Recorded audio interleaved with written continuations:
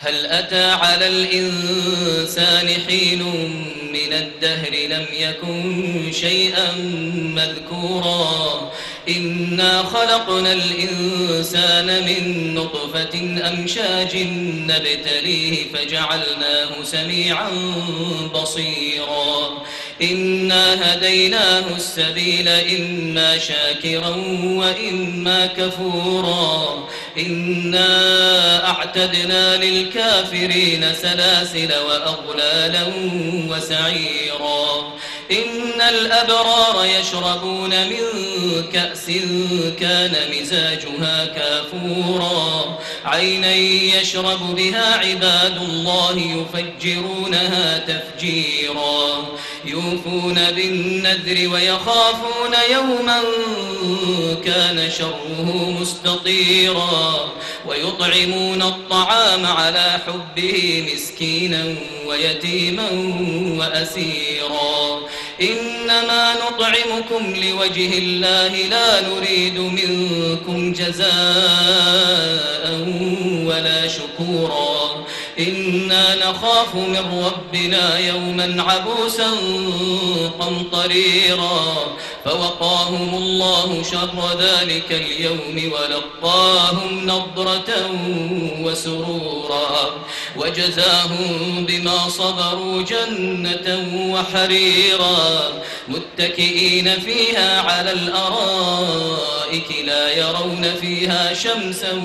ولا زمهريرا ودانية عليهم ظلالها وذللت قطوفها تذليلا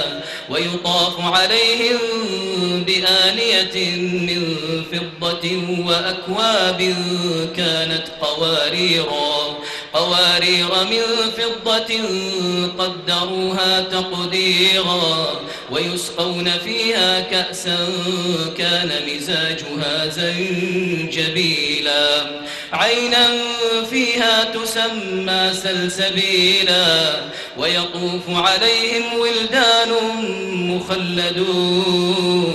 إذا رأيتهم حسبتهم لؤلؤا منثورا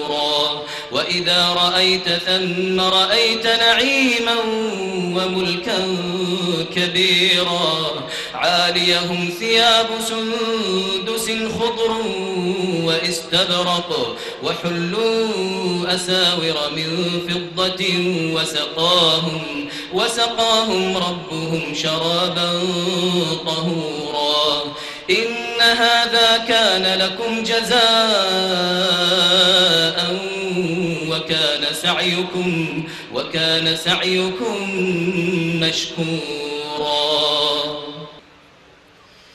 إنا نحن نزلنا عليك القرآن تنزيلا فاصبر لحكم ربك ولا تطع منهم آثما أو كفورا واذكر اسم ربك بكرة وأصيلا ومن الليل فاسجد له وسبحه ليلا طويلا ومن الليل فاسجد له وسبحه ليلا طويلا إن هؤلاء يحبون العاجلة ويذرون وراءهم يوما ثقيلا نحن خلقناهم وشددنا أسرهم وإذا شئنا بدلنا أمثالهم تبديلا إن هذه تذكرة فمن شاء اتخذ إلى ربه سبيلا وما تشاءون إلا أن يشاء الله إن الله كان عليما حكيما يدخل من يشاء في رحمته والظالمين أعد لهم عذابا أليما